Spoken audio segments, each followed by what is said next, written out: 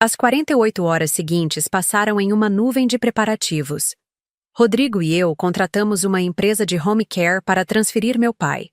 Alugamos equipamentos médicos, adaptamos rapidamente meu antigo quarto na casa dos meus pais com cama hospitalar, suporte para soro, cadeira de banho. Contratamos uma cuidadora especializada em pacientes tetraplégicos. Tia Marlene apareceu para ajudar, indignada com as ações da irmã. Conheci Conceição a vida toda e jamais imaginei que ela seria capaz de algo assim, repetia, enquanto organizava os medicamentos na cômoda. Ele era um bom marido. Mesmo depois do acidente, nunca ouvi João reclamar ou lamentar. Eu tentei ajudar o máximo que pude, respondi, enquanto verificava a fixação das barras de segurança no banheiro. Vinha quase todo fim de semana. Passava noites aqui quando os sintomas pioravam. Sua mãe sempre foi ambiciosa, ela comentou, baixando a voz como se as paredes pudessem ouvir. Lembra como ela ficou quando o vizinho ganhou carro novo? Quando a comadre dela viajou para a Europa? Sempre queria mais. Sempre achava que merecia mais. À tarde, uma assistente social veio fazer uma vistoria. O Ministério Público havia solicitado um laudo sobre as condições da casa para determinar se meu pai poderia receber alta médica com segurança.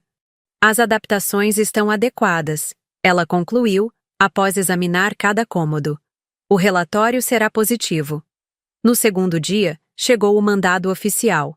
Minha mãe e Marcos haviam sido oficialmente notificados em Jericoacoara. Tinham exatamente 24 horas para se apresentarem na delegacia regional. Caso contrário, a Polícia Federal seria acionada. Eles tentarão fugir, Rodrigo previu, enquanto tomávamos café na mesa da cozinha. Já devem estar em pânico. Não vai adiantar, respondi. Os passaportes estão na lista de impedimento. Bloqueamos todos os cartões. A única opção é voltar e enfrentar. O Dr. Maurício ligava várias vezes por dia com atualizações. O promotor havia enquadrado o caso como prioridade devido à condição do meu pai. A audiência de conciliação foi marcada para a semana seguinte. Conciliação? Questionei, incrédula. Depois de tudo, ainda existe essa possibilidade? É protocolo, ele explicou pacientemente. Mas dadas as circunstâncias, será apenas uma formalidade. Precisamos seguir o rito para que tudo tenha validade jurídica. Na manhã do terceiro dia, enquanto preparávamos a transferência do meu pai, a secretária da clínica apareceu no quarto. Senhora Laura, tem 2 pessoas na recepção. Dizem que são parentes do Sr. João. Meu coração acelerou. Rodrigo e eu descemos imediatamente. Lá estavam eles. Minha mãe, quase irreconhecível. O bronzeado de Jericoacoara substituído por uma palidez doentia, o cabelo desgrenhado, os olhos inchados de chorar. E Marcos, desconfortável em uma camisa social amarrotada, barba por fazer, olhar evasivo. Laura, minha mãe começou, a voz tremendo. Precisamos conversar. Aqui não, cortei, olhando em volta. A recepção estava cheia, olhares curiosos nos observavam. Na casa, em 1 hora. Mas precisamos ver João primeiro. Ela insistiu, o tom de voz subindo. Ele é meu marido. Era, corrigi. Agora ele está sob minha tutela legal e não está em condições de receber visitas estressantes. Marcos deu um passo à frente. Laura, por favor, seja razoável. Nós voltamos, não foi? Não precisamos envolver a polícia. Já estão envolvidos, e o Ministério Público também. Não foi minha escolha, foi a de vocês. Deixei-os na recepção e voltei para o quarto. Meu pai estava sendo preparado para a transferência. A fisioterapeuta tinha acabado a sessão matinal. Thor deitado fielmente no tapete ao lado da cama. Eles estão aqui, informei, tentando manter a voz neutra. Voltaram. Meu pai fechou os olhos por um momento. Uma única lágrima escorreu pela face enrugada. Depois, com esforço, articulou. Não. Ver. Já disse a eles. Vamos te levar para casa primeiro. Depois, se você quiser, pode recebê-los. Aí conseguimos sair da clínica sem mais encontros. A ambulância particular nos levou para a casa, a mesma casa que havia sido palco de tantos dramas nos últimos dias. Tia Marlene e a cuidadora já esperavam, tudo preparado para receber meu pai. A transferência foi tranquila. Ele parecia mais relaxado ao voltar para seu ambiente, mesmo com todas as memórias dolorosas que o lugar carregava. Thor não desgrudava dele, como se intuísse a importância da sua presença. Exatamente 1 hora depois, a campainha tocou. Era a hora da verdade. Atendi a porta com Rodrigo ao meu lado. Eles pareciam ainda mais abatidos sob a luz natural do dia. Minha mãe havia tentado se arrumar. Um vestido simples, cabelo preso, batom apagado. Marcos vestia uma camisa limpa, calça social, como se fosse para uma entrevista de emprego. "Entrem", disse, mantendo o tom frio. "Vamos conversar na sala." A tensão era palpável enquanto nos acomodávamos. Minha mãe olhou em volta, notando as mudanças na casa. Equipamentos médicos, fotos novas, coisas fora do lugar. "Como ele está?" Ela perguntou, a voz pequena. "Melhor do que quando vocês o abandonaram." Marcos pigarreou. "Laura, viemos em paz. Queremos resolver isso." "Resolver?" Rodrigo interviu, a voz transbordando raiva contida. "Vocês acham que isso é um mal-entendido que pode ser resolvido? Uma discussão de casal? Uma briga de família?" "Foi um erro." Minha mãe tentou, lágrimas começando a escorrer. Eu estava exausta. 3 anos cuidando dele, sem reconhecimento, sem descanso, sem perspectiva. E por isso decidiu roubar a aposentadoria dele? Esvaziar as contas? Tentar dar o golpe no seguro? Minha voz saiu mais alta que o planejado. "Golpe?" Ela pareceu genuinamente confusa. "Do que você está falando?" Marcos empalideceu visivelmente. "O seguro, mãe. Os 800 mil do seguro do acidente, que vocês tentariam acessar quando tivessem a tutela legal, que era o objetivo real de toda essa farsa. Eu não. Marcos nunca me falou de nenhum seguro." Virei-me para meu marido. Ex-marido. Mentalmente me corrigi. "Não contou a ela toda a sua estratégia?" "Que conveniente." Marcos levantou as mãos em gesto defensivo. "Não é o que você está pensando. Eu só queria garantir que Conceição tivesse alguma segurança financeira. Ela merecia, depois de tudo que passou." "Segurança financeira?" Rodrigo estava furioso. "Falsificando documentos? Planejando abandonar o país?" "Temos as mensagens, seu idiota. Sabemos de Cabo Verde."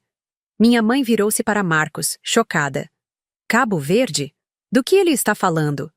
O castelo de cartas começava a desmoronar. Marcos encurralado, minha mãe confusa. Era hora de mostrar todas as provas. Peguei o envelope que havia preparado. Mensagens impressas, extratos bancários, formulários assinados, passagens pesquisadas. "Leiam", ordenei, jogando o envelope sobre a mesa de centro. "E depois me digam exatamente o que estava nos seus planos." Eles leram em silêncio. O rosto da minha mãe foi mudando. Confusão, depois choque, depois uma raiva que nunca havia visto antes. "Seu desgraçado!" Ela gritou para Marcos. "Você me usou! Você nunca disse nada sobre seguro ou Cabo Verde." Marcos recuou no sofá. "Conceição, calma. Eu ia te contar no momento certo. Era para nosso futuro." "Futuro?" Ela estava fora de si. "Você me fez abandonar meu marido, destruir minha família. Tudo por dinheiro?" "Não foi só por dinheiro." Ele tentou se defender. "Eu realmente me importo com você. Mas precisávamos de um plano, de segurança." A cena era surreal. A traição dentro da traição. Rodrigo e eu observávamos o espetáculo patético se desenrolar. "Chega!" Minha voz cortou a discussão. "Não importa quem enganou quem.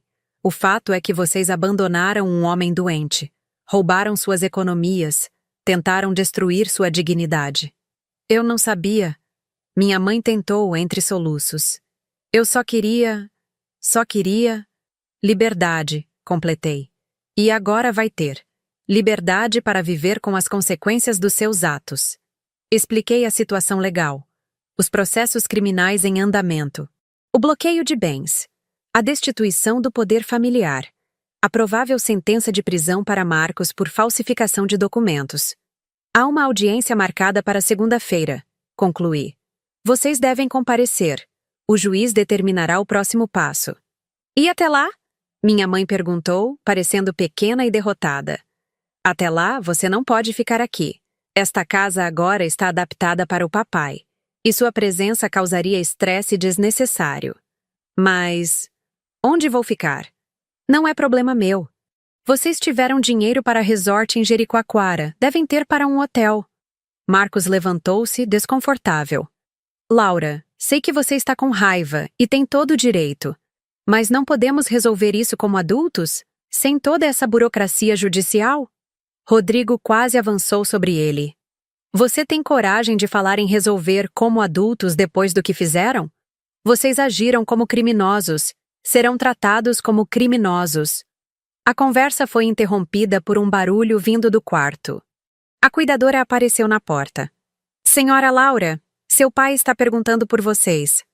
Olhei para minha mãe. Ela parecia devastada. Uma sombra da mulher elegante e orgulhosa que eu conhecia. Ele quer me ver? Ela perguntou em voz baixa. Vou perguntar. Fui até o quarto. Meu pai estava sentado na cama. Thor ao seu lado, como sempre. Ele parecia mais alerta hoje, os olhos acompanhando meus movimentos. Pai, eles estão aqui. Querem falar com o senhor. Está se sentindo bem para isso? Ele fechou os olhos por um momento, como fazia quando precisava concentrar energia. Depois, lentamente, articulou. Sim, ver os dois. Tem certeza? Não precisa.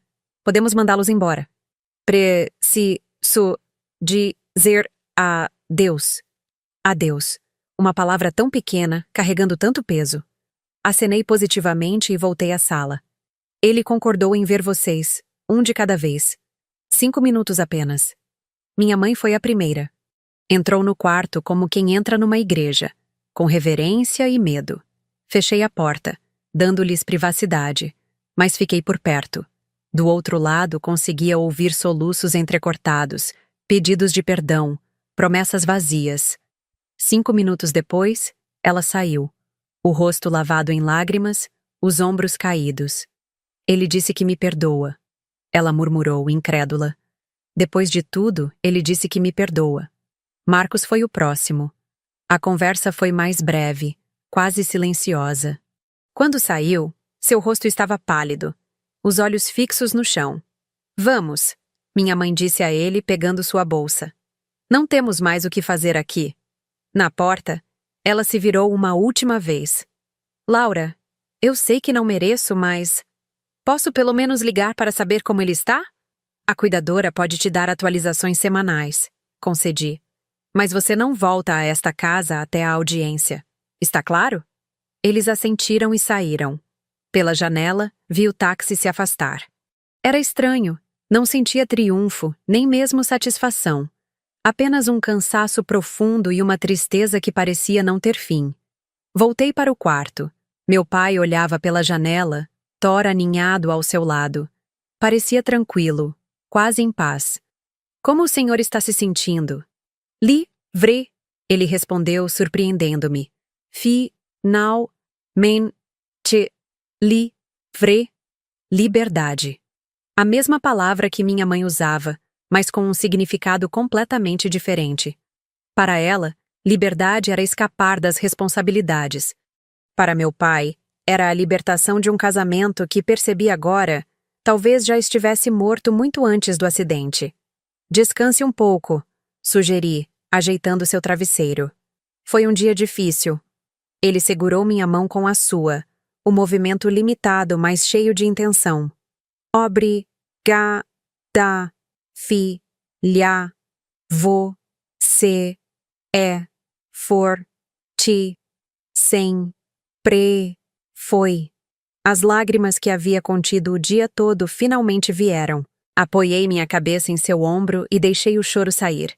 Não apenas pela traição recente, mas por tudo. Pelos 3 anos difíceis após o acidente. Pelo casamento que descobri ser uma farsa. Pela família que nunca mais seria a mesma. Meu pai acariciou meus cabelos com movimentos limitados. Thor lambeu minha mão, como se também quisesse consolar. Fora do quarto, ouvi Rodrigo conversando com a cuidadora, organizando a medicação da noite. A vida continuava, diferente, irreconhecível em muitos aspectos, mas continuava. E nós também continuaríamos. Um dia de cada vez. O Fórum de Cerqueira era um prédio antigo de paredes amareladas pelo tempo, colunas neoclássicas e um ar de solenidade que intimidava quem entrava pela primeira vez. Naquela segunda-feira, sentada no banco de madeira do corredor principal, eu ajeitava nervosamente a saia do meu terno cinza enquanto esperávamos ser chamados. Tribunal de Justiça do Estado de Pernambuco, Comarca de Cerqueira, Vara de Família e Sucessões, anunciou uma voz monótona pelo alto-falante. Processo 0127-2021. Partes intimadas, por favor, dirigirem-se à sala 04. Rodrigo e eu nos levantamos simultaneamente. Dr. Maurício, impecável em seu terno azul marinho, acenou para nos aproximarmos. Lembrem-se do que conversamos, ele falou em voz baixa. Sem provocações, sem emoções excessivas. Deixem que as provas falem por si. Do outro lado do corredor, vi minha mãe e Marcos. Ela estava quase irreconhecível. O rosto abatido, olheiras profundas, cabelos sem o brilho habitual presos num coque simples. Vestia um vestido azul claro discreto, quase penitencial. Marcos, ao seu lado, parecia ter envelhecido 10 anos em poucos dias. Seu advogado, um homem jovem de aparência nervosa, folheava documentos freneticamente. Quando entramos na sala de audiência, a juíza doutora Helena Fontes já estava posicionada. Uma mulher de meia idade, cabelos grisalhos presos em um rabo de cavalo severo, olhos atentos por trás de óculos de armação fina. Sentem-se, ela ordenou, indicando os lugares designados. Vamos começar esclarecendo o propósito desta audiência. Não se trata ainda do julgamento de mérito, mas de ratificar medidas cautelares já deferidas e ouvir preliminarmente as partes. Os advogados apresentaram-se. Dr. Maurício, confiante e articulado. Dr. Paulo Henrique, o defensor de Marcos e minha mãe, visivelmente desconfortável. Doutora Fontes, começou o Dr. Maurício. Temos aqui um caso claro de abandono de incapaz, conforme artigo 133 do Código Penal, agravado por vínculo familiar. Além disso, há evidências concretas de apropriação indébita, uso de documento falso e tentativa de estelionato. Objeção. Dr. Paulo Henrique levantou-se. Não há prova de intenção criminosa. Meus clientes apenas se afastaram temporariamente em uma viagem que, reconheço, foi mal planejada em sua comunicação, mas não houve abandono efetivo, já que o Sr. João Miguel estava devidamente instalado numa clínica especializada. A juíza ajustou os óculos. Doutor, afastamento temporário seria uma visita ao mercado.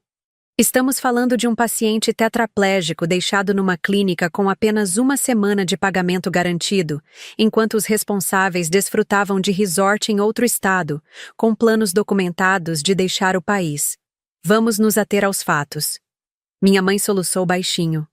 Marcos permaneceu impassível, olhando fixamente para a mesa à sua frente. Os autos demonstram, continuou a juíza, que as medidas cautelares foram corretamente aplicadas. Bloqueio de bens para garantir o sustento e tratamento do Sr. João Miguel. Tutela provisória transferida para a filha Sra. Laura. Impedimento de saída do país para os investigados. Ela folheou alguns documentos. O que me chama a atenção, contudo, é a disparidade entre as condutas. Dona Conceição, aparentemente, não estava ciente de todos os detalhes do plano. Especificamente, da tentativa de apropriação do seguro e da intenção de deixar definitivamente o país. Minha mãe ergueu o olhar surpresa. Marcos se remexeu na cadeira. Senhora Conceição Ferreira. A juíza dirigiu-se diretamente à minha mãe. A senhora confirma desconhecimento destas circunstâncias? Minha mãe pareceu hesitar, olhando rapidamente para Marcos. Sim, meritíssima. Eu sabia da viagem, claro. Precisava descansar, estava exausta após 3 anos de cuidados intensivos. Mas nunca, Sua voz falhou. Nunca houve plano de abandonar definitivamente meu marido ou deixar o país. E quanto ao dinheiro retirado das contas conjuntas? Achei que era para nossos gastos na viagem e para a clínica. Ela enxugou uma lágrima. Quando descobri o resto, já estávamos lá. Já tinha acontecido. Senhor Marcos Rodrigues? A juíza virou-se para meu ex-marido. O senhor tem algo a acrescentar? Marcos pigarreou nervosamente. Meritíssima, reconheço que cometi erros, graves erros. Mas minha intenção nunca foi prejudicar ninguém. Vi uma mulher esgotada, no limite de suas forças, e quis ajudar. Ajudar seduzindo-a e planejando se apropriar do seguro do marido dela? A voz da juíza era gélida. Não foi assim, Marcos protestou. Os sentimentos aconteceram. Ninguém planejou isso. Quanto ao seguro, foi apenas uma previsão, um plano B. Um plano B que incluía falsificação de documentos? Dr. Maurício interveio. A audiência continuou por quase 3 horas. Evidências foram apresentadas, testemunhas ouvidas. Thor. Sim, Thor, o fiel cão do meu pai. Foi mencionado como evidência do abandono, já que até ele havia sido deixado num hotel para animais. Quando chegou minha vez de falar, levantei-me com as pernas trêmulas. Senhora Laura, a juíza falou com voz mais suave. Como a senhora descobriu o ocorrido? Relatei aquele dia terrível. A casa vazia, o vídeo chocante, a descoberta da clínica. Mantive-me factual, como doutor. Maurício havia instruído, mas era impossível não deixar a emoção transparecer em certos momentos. E qual é sua expectativa para este processo? Respirei fundo. Justiça meritíssima. Não por vingança, mas por proteção. Meu pai é um homem vulnerável, que confiou nas pessoas erradas. Preciso garantir que isso não se repita, que ele tenha segurança, dignidade e os cuidados que merece no tempo que lhe resta. A juíza assentiu, aparentemente satisfeita com minha resposta. E seu pai? Como está lidando com tudo isso? Ele está magoado, naturalmente. Traído. Abandonado por quem deveria estar ao seu lado na doença, como prometeu há 35 anos. Mas é um homem forte. Está focado na recuperação física, nas pequenas vitórias diárias. E, principalmente, cortou todos os laços emocionais com quem o traiu. A juíza fez anotações. Ele expressou algum desejo de reconciliação? Absolutamente nenhum, meritíssima. Pelo contrário, pediu explicitamente que mantivéssemos distância de ambos os réus. Inclusive, solicitamos uma ordem de restrição para garantir que não haja aproximação não autorizada. Minha mãe soluçou alto ao ouvir isso. Marcos permaneceu impassível. Ao final da audiência, a juíza anunciou sua decisão preliminar. Mantenho todas as medidas cautelares anteriormente deferidas. A tutela definitiva do senhor João Miguel será decidida em sentença, após análise mais detalhada, mas permanece provisoriamente com a filha, senhora Laura Rodrigues. Os bens continuam bloqueados, com liberação controlada para despesas médicas e de subsistência. Ela fez uma pausa, olhando diretamente para minha mãe e Marcos. Quanto aos aspectos criminais, os autos serão remetidos ao Ministério Público para a continuidade das investigações. O senhor Marcos Rodrigues permanece proibido de deixar a comarca e deverá comparecer quinzenalmente à vara criminal. A senhora Conceição Ferreira, considerando os atenuantes mencionados, deverá comparecer mensalmente. Bateu o martelo. Audiência encerrada. Saímos em silêncio. No corredor, minha mãe tentou se aproximar, mas um oficial de justiça prontamente interveio. Senhora, a medida protetiva impede aproximação. Por favor, mantenha a distância determinada. Ela recuou, os olhos marejados. Marcos, mais atrás, nem tentou aproximação. Havia um vazio em seu olhar, como se finalmente percebesse a gravidade do que havia feito. No caminho de volta para casa, Dr. Maurício nos atualizou sobre os próximos passos. A decisão foi favorável, como esperávamos. O processo criminal contra Marcos é praticamente certo. As provas de falsificação são irrefutáveis.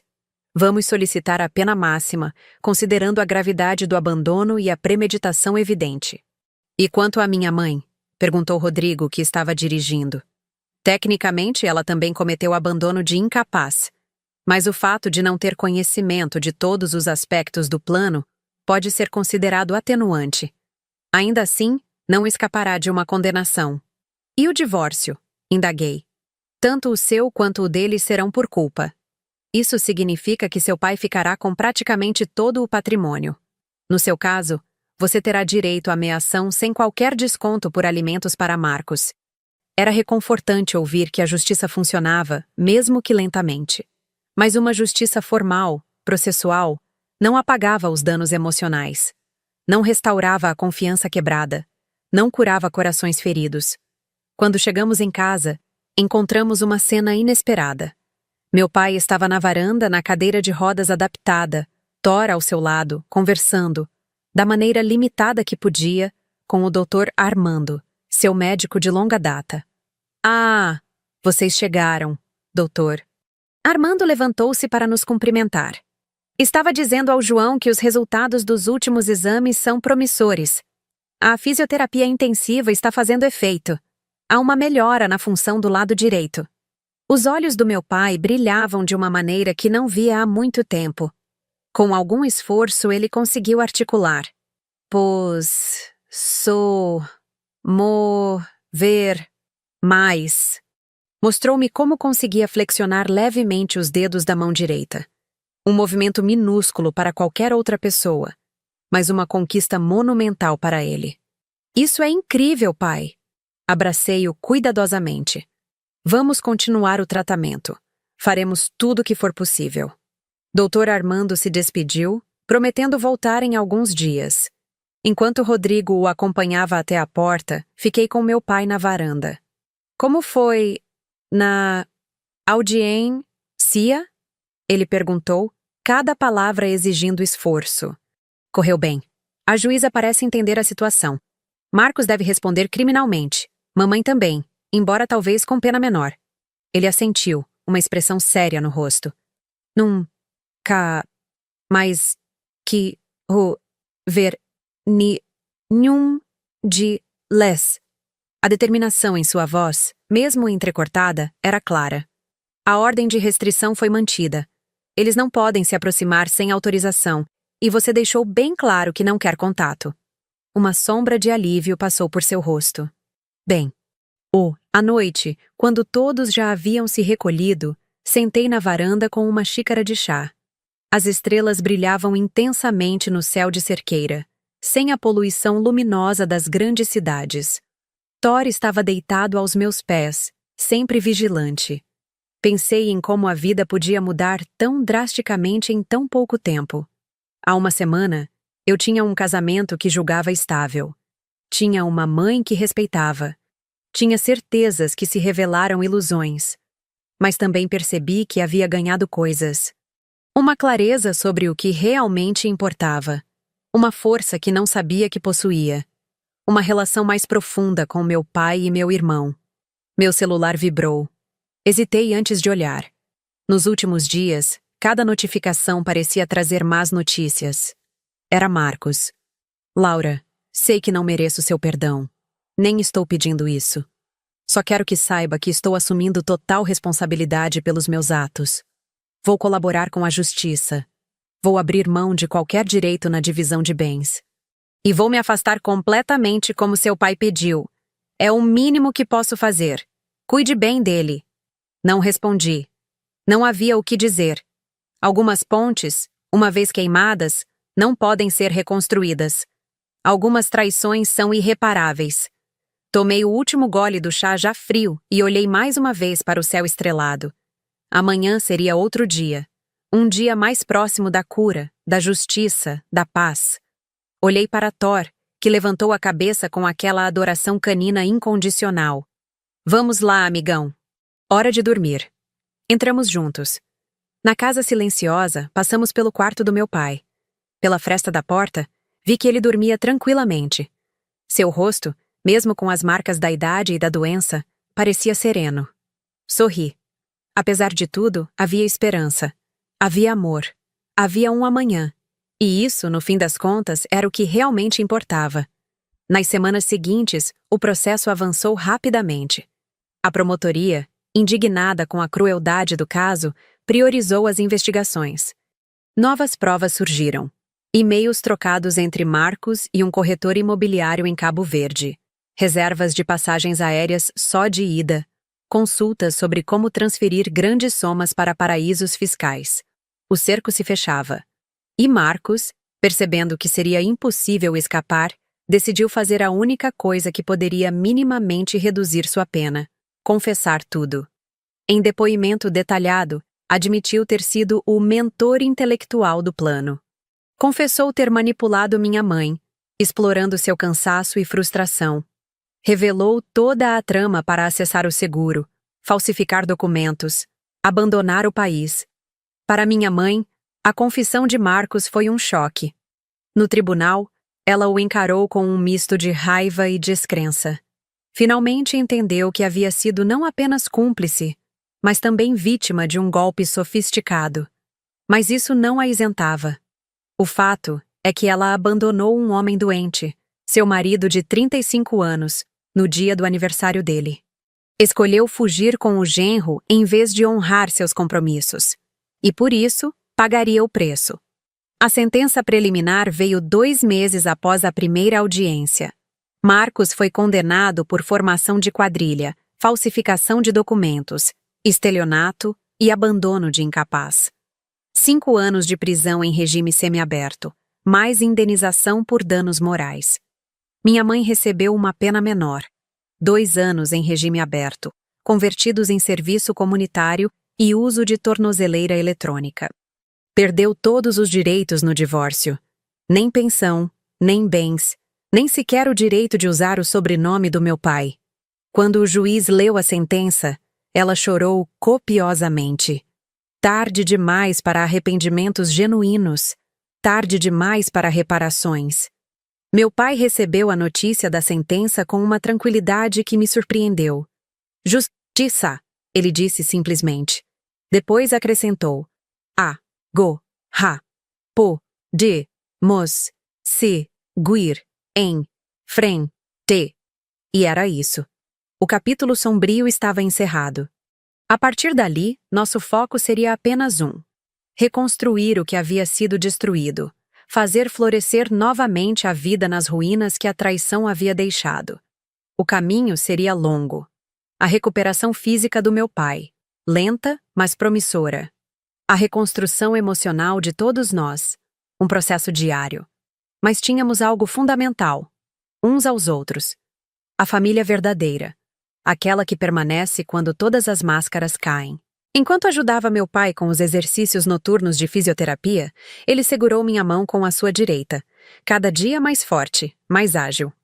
Obrigado por lutar por mim. Sempre, pai. Sempre. Thor, deitado ao pé da cama, levantou a cabeça atento, como se entendesse a importância daquele momento. Éramos 3 sobreviventes, 3 guerreiros, e juntos enfrentaríamos qualquer batalha que viesse. 2 anos depois. O sol de abril em Pernambuco tem um jeito particular de dourar as manhãs.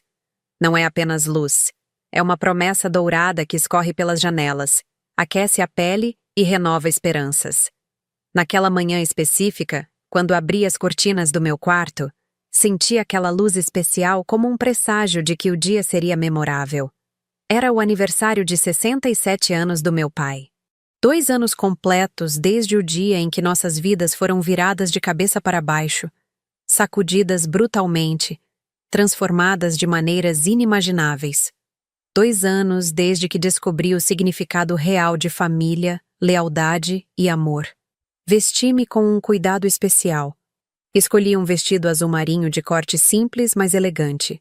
Puxei meus cabelos num coque baixo e coloquei o pingente da árvore da vida que meu pai me dera no ano anterior. No espelho, vi reflexos de uma mulher diferente daquela de 2 anos atrás. Mais forte, mais decidida, com pequenas linhas de expressão que não existiam antes, cicatrizes invisíveis de batalhas vencidas. Ao descer para a cozinha, O aroma de café recém-preparado misturava-se com o cheiro de pão de queijo saindo do forno. Dona Zefa, a cozinheira que contratamos para ajudar na casa, cantarolava baixinho enquanto trabalhava. Rodrigo já estava sentado à mesa, revisando alguns documentos enquanto sorvia seu café. "Olha só quem resolveu despertar", brincou meu irmão. "A coordenadora-chefe da festa finalmente apareceu. Fui dormir tarde. Os últimos detalhes do buffet me custaram algumas horas de sono. Servi-me de café e sentei ao lado dele. As flores chegaram? Às 6 da manhã. Lírios brancos e íris azuis como pedido. Já estão distribuídos pelo jardim." Sorri, satisfeita. Nada seria deixado ao acaso naquela celebração. "E o DJ?" "Confirmado para meio-dia. Garantiu que tem todas as músicas do Roberto Carlos já organizadas em playlist especial. Tínhamos planejado tudo meticulosamente. Uma festa para 60 convidados cuidadosamente selecionados. Amigos verdadeiros, parentes que provaram lealdade, profissionais de saúde que se tornaram praticamente parte da família, vizinhos que nunca deixaram de prestar solidariedade." "E a confirmação da tia Marlene?" Perguntei, passando manteiga numa fatia de pão de queijo ainda fumegante. "Ela chega às 11 com os primos. Disse que está trazendo aquele álbum de fotografias que conseguiu recuperar da casa antiga dos avós." Tia Marlene, irmã da minha mãe, foi uma das poucas pessoas da família materna que permaneceu ao nosso lado incondicionalmente. Quando soube da traição da irmã, cortou relações com ela imediatamente e declarou abertamente seu apoio a nós. "Família não é só sangue, é caráter", disse ela na época. Meu celular vibrou na mesa. Era um e-mail da doutora Amanda, nossa advogada. "O juiz homologou o último acordo ontem à tarde", anunciei, lendo rapidamente. "Oficialmente, a casa e todos os bens estão exclusivamente no nome do papai. Não há mais nenhuma pendência legal." Era a conclusão de uma longa e exaustiva batalha judicial que se arrastou por 2 anos. A casa onde crescemos, as propriedades rurais da família, as aplicações financeiras. Tudo estava agora oficialmente garantido apenas ao meu pai, com Rodrigo e eu como sucessores legais. Minha mãe não tinha direito a absolutamente nada. "Ela ainda tentou um último recurso", comentou Rodrigo, balançando a cabeça em desaprovação. Alegou que contribuiu para a construção do patrimônio familiar durante 35 anos. Como se isso apagasse o abandono. E o que a juíza disse mesmo? "Senhora Conceição, a senhora abandonou um homem tetraplégico no dia do aniversário dele para fugir com seu genro, após esvaziar contas bancárias e tentar se apropriar indevidamente de um seguro. Considere-se afortunada por estar cumprindo pena em liberdade." Ponto final. Aquelas palavras ainda provocavam um misto de satisfação pela justiça feita e tristeza pela situação em si. Nunca imaginei que minha própria mãe seria capaz de tal crueldade, de tal calculismo. As pessoas que acreditamos conhecer podem ser completamente diferentes por baixo das máscaras que usam. "Vou ver como o papai está", disse, levantando-me da mesa. Carlos já deve ter terminado o banho matinal. Caminhei pelo corredor da casa, agora completamente adaptada para atender às necessidades do meu pai. Rampas suaves substituíram degraus. Portas foram alargadas para acomodar a cadeira de rodas. Barras de apoio foram instaladas estrategicamente. O quarto principal do térreo foi transformado numa suíte com equipamentos hospitalares discretamente incorporados ao design, para não parecer um ambiente clínico. Nas paredes, novas fotografias contavam uma história diferente da que existia 2 anos atrás. Meu pai numa praia adaptada para cadeirantes, sorrindo com o mar ao fundo. Rodrigo e eu ao seu lado numa festa beneficente para a Associação de Apoio a Pacientes com Lesão Medular que fundamos. Thor, seu fiel companheiro canino, com uma medalha de cão terapêutico, após completar um programa especial. Bati levemente na porta antes de entrar. O quarto estava iluminado pela luz da manhã que entrava pela porta da varanda especial que construímos. Um espaço adaptado que permitia que meu pai pudesse apreciar o jardim, mesmo nos dias em que não se sentia bem para sair. Carlos, o enfermeiro fisioterapeuta que se tornou parte essencial da nossa rotina, estava ajudando meu pai a vestir uma camisa azul, coincidentemente da mesma cor que meu vestido. Olha só que combinação, comentou Carlos. Pai e filha no mesmo tom. Está ficando muito elegante, seu João. Meu pai sorriu daquele jeito que, 2 anos atrás, parecia impossível. A fisioterapia facial intensiva havia recuperado grande parte da simetria do seu rosto, tornando sua expressão muito mais próxima da que tinha antes do acidente. Os olhos, porém, eram diferentes. Mais profundos, mais sábios, como se tivessem visto além do que a maioria das pessoas consegue enxergar. Bom dia, papai. Beijei sua testa carinhosamente. Feliz aniversário. Obrigado. Ele respondeu, cada palavra ainda exigindo esforço, mas saindo muito mais clara que há 2 anos. Está linda. O senhor também está muito elegante, retribuiu o elogio. Essa camisa nova ficou perfeita. Carlos terminou de ajeitar a gola. Bem, minha parte aqui está concluída. Vou preparar os equipamentos para a sessão de fisioterapia da tarde, após a festa. Quando ficamos a sós, sentei-me na beira da cama adaptada, de frente para meu pai. Thor, que estava quieto num canto, aproximou-se e apoiou a cabeça no colo dele, buscando carinho. Com a mão direita, que agora conseguia mover com surpreendente desenvoltura, meu pai acariciou o pelo dourado do animal. Como está se sentindo? Perguntei, ajustando ligeiramente a posição da cadeira de rodas para que ele ficasse mais confortável. Feliz, ele respondeu com simplicidade. Depois, com visível esforço para articular mais palavras seguidas, acrescentou. E grato.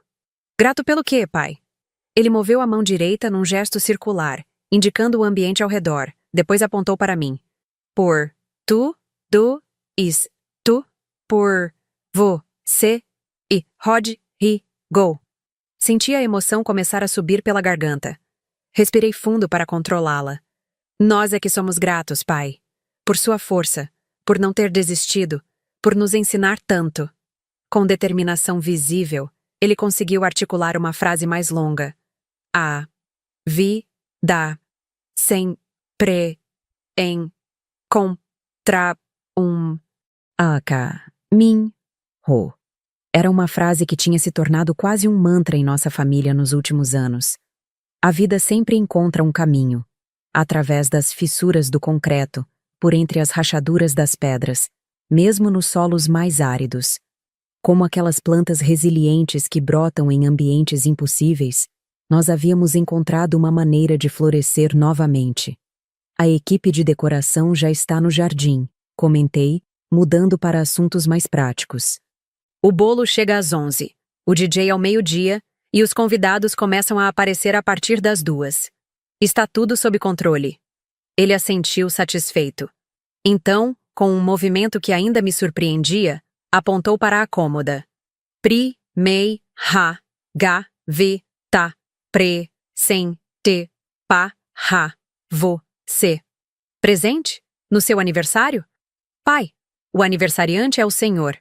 Ele sorriu, aquele sorriso que carregava uma sabedoria conquistada a duras penas. Abra.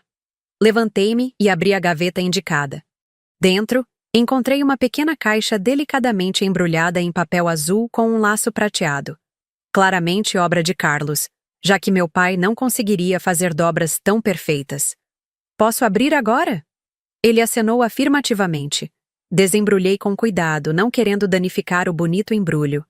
Dentro da caixinha forrada de veludo, encontrei um belo relógio de pulso feminino. Não era qualquer relógio. Reconheci imediatamente a peça vintage que pertenceu à minha avó paterna. Pai, o relógio da vovó Amélia. Meus olhos encheram-se de lágrimas. Pensei que tinha se perdido durante a mudança. Guardei para o momento certo. Ele fez uma pausa, reunindo forças para a próxima frase. E lá dizia que tempo é precioso. Você me deu, tem, po, de, qua, li, da, de. O relógio tinha um significado especial em nossa família. Minha avó, uma mulher sábia e amorosa, sempre dizia que não era a quantidade de tempo que determinava o valor de uma vida, mas a qualidade desse tempo. As horas bem vividas, as experiências significativas, os momentos de conexão genuína. Vou usá-lo hoje e sempre, prometi, colocando-o imediatamente no pulso. Era uma peça elegante, com mostrador perolado e pulseira de couro suavemente envelhecido. Um leve toque na porta interrompeu nosso momento. Era Rodrigo.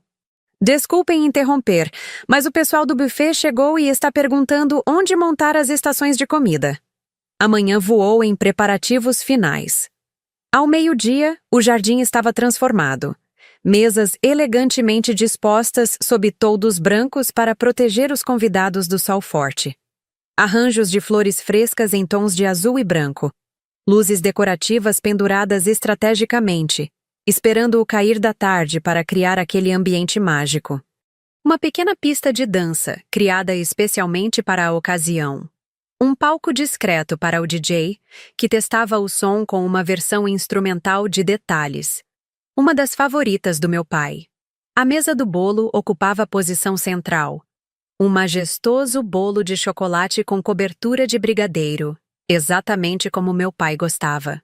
67 anos celebrados não apenas em velas, mas em cada mínimo detalhe cuidadosamente planejado. Os primeiros convidados começaram a chegar pontualmente às 14h. Tia Marlene e os primos de Recife, a equipe médica quase completa.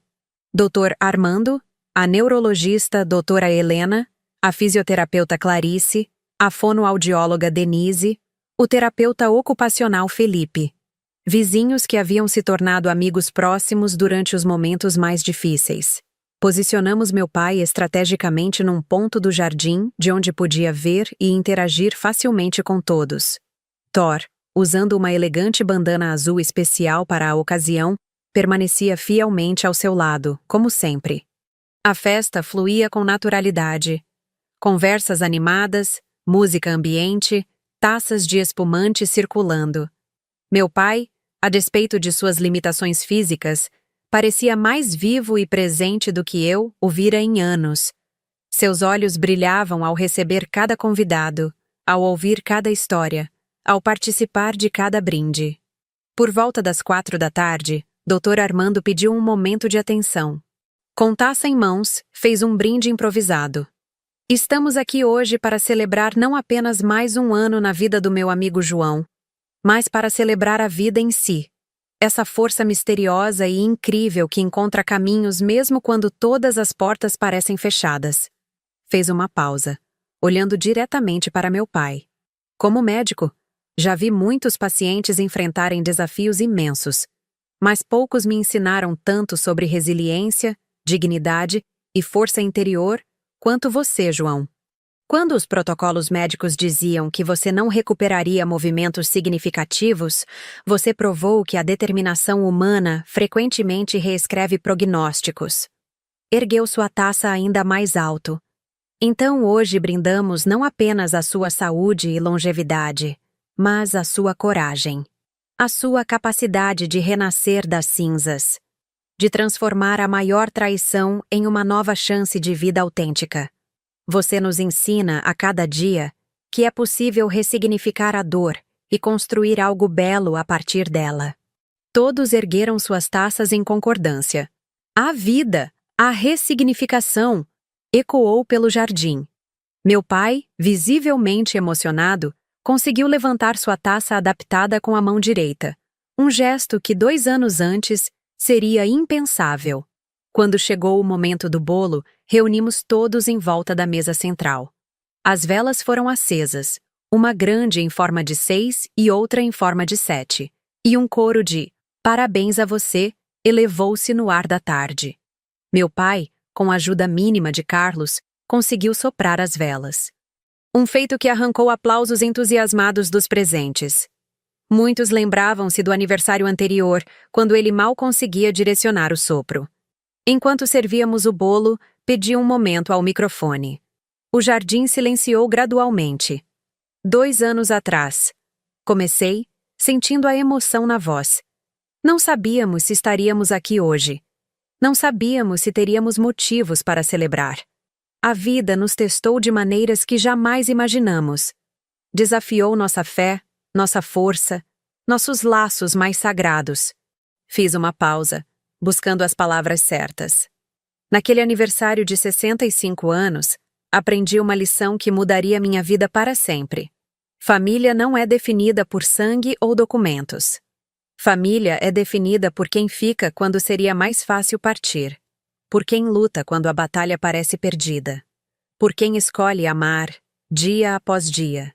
Mesmo quando o amor exige sacrifício. Olhei diretamente para meu pai, que me observava com um brilho especial nos olhos. Meu pai, contra todas as probabilidades, não apenas sobreviveu, ele floresceu. Recuperou movimentos que os médicos diziam ser impossíveis. Encontrou uma serenidade que inspira a todos nós. Perdoou o imperdoável. Não por fraqueza, mas por uma força interior que poucos possuem. Minha voz falhou ligeiramente. O dinheiro que alguns cobiçaram, que motivou a mais cruel das traições, acabou servindo para um propósito maior: financiar tratamentos inovadores, adaptar esta casa, criar uma fundação que já ajudou dezenas de famílias com pacientes tetraplégicos. Ergui minha taça. Então hoje, brindamos não apenas a mais um ano na vida de João Miguel Ferreira, mas a transformação, a capacidade humana de ressurgir das cinzas, a justiça, que pode ser lenta, mas é incansável. E principalmente, ao amor genuíno, aquele que permanece quando todas as máscaras caem. Todos ergueram suas taças. A transformação, responderam em uníssono. A festa continuou até o anoitecer. As luzes decorativas acenderam-se automaticamente quando o sol começou a se pôr, criando uma atmosfera quase mágica no jardim. Roberto Carlos tocava baixinho no sistema de som, como meu pai sempre gostou. Os últimos convidados se despediram por volta das 8 da noite. Quando finalmente fechamos a porta, senti aquele tipo de exaustão satisfeita que vem depois de um dia intensamente vivido. Ajudei meu pai com a rotina noturna, medicação, fisioterapia respiratória, posicionamento correto na cama hospitalar, que quase não parecia uma, de tão bem integrada à decoração do quarto. Foi um dia perfeito, ele conseguiu dizer, enquanto o ajeitava confortavelmente entre os travesseiros. Foi mesmo, concordei, ajustando o abajur para a intensidade que ele preferia. Todos estavam tão felizes por você, por nós. Pelas transformações, ele completou, surpreendendo-me com a fluência. Todos mudamos. Aquelas palavras simples carregavam uma verdade profunda. Todos nós havíamos sido transformados pelos eventos dos últimos 2 anos, alguns para melhor, outros para pior.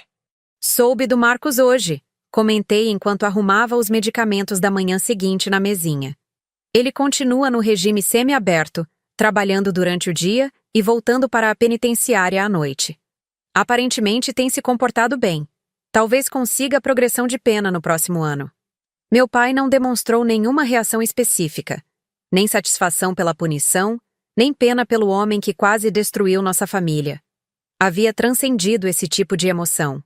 E lá? Ele perguntou simplesmente. Mesmo depois de 2 anos, evitávamos mencionar o nome da minha mãe diretamente. Continua em Recife, pelo que a tia Marlene me contou. O serviço comunitário na casa de repouso para idosos já terminou, mas ela escolheu continuar trabalhando lá como voluntária. Mora num apartamento pequeno, vive da costura. Ele assentiu levemente. Não havia alegria maliciosa pelo destino difícil dela, nem tristeza pela vida confortável que perdeu. Apenas aceitação. O dinheiro do seguro serviu para algo bom, ele conseguiu dizer, fazendo uma pausa entre as palavras. Irônico. De fato era.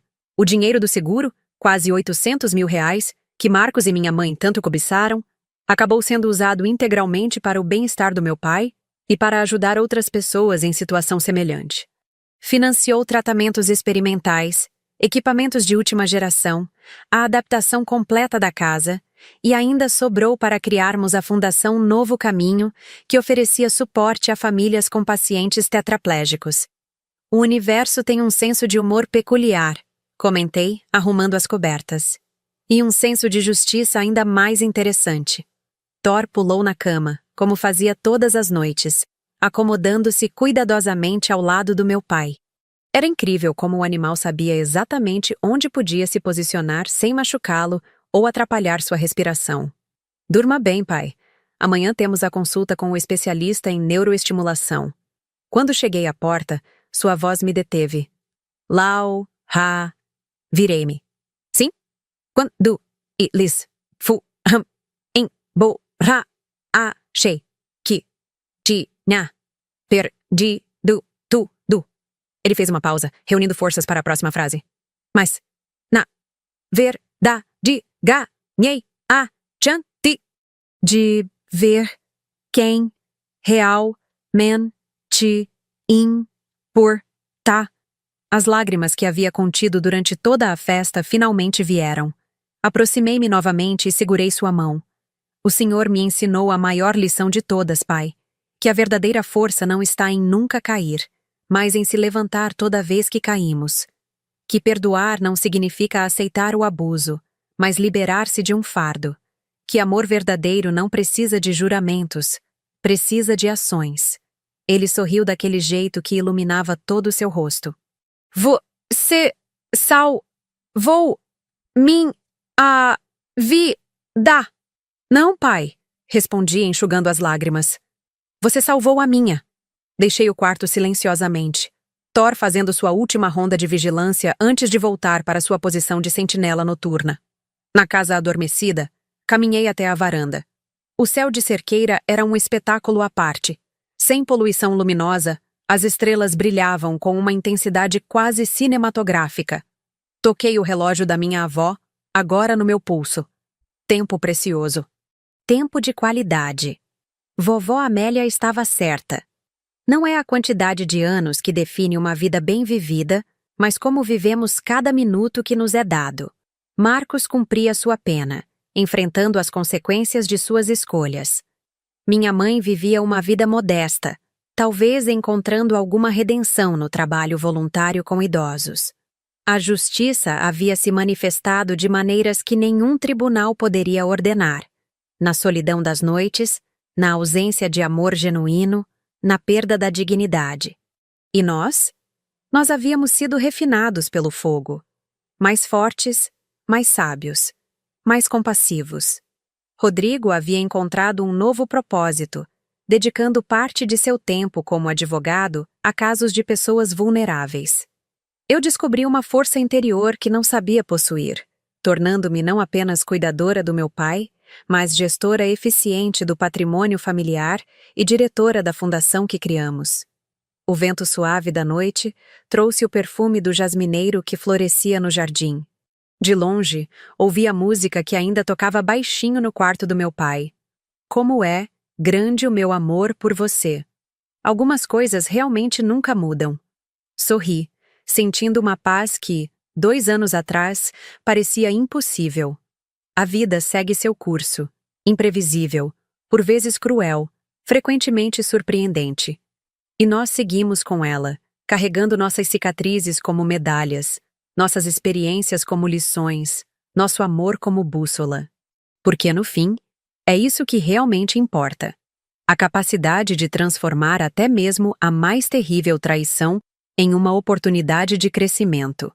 De entender que família verdadeira não é aquela unida por sangue ou papel, mas por escolhas diárias, por compromisso genuíno, por amor que permanece quando seria mais fácil partir. E quanto ao amor? O amor verdadeiro, aprendi, não é uma emoção passageira ou uma conveniência. É uma decisão consciente, renovada a cada manhã. É ficar quando todos vão embora. É lutar quando a batalha parece perdida. É ver beleza onde outros veem apenas limitações. Olhei uma última vez para o céu estrelado antes de entrar. Amanhã seria outro dia. Outro dia de pequenas vitórias, de desafios constantes, de amor incondicional. Outro dia na vida que escolhemos construir das cinzas da traição. E isso, percebi com absoluta clareza, era o maior presente de todos.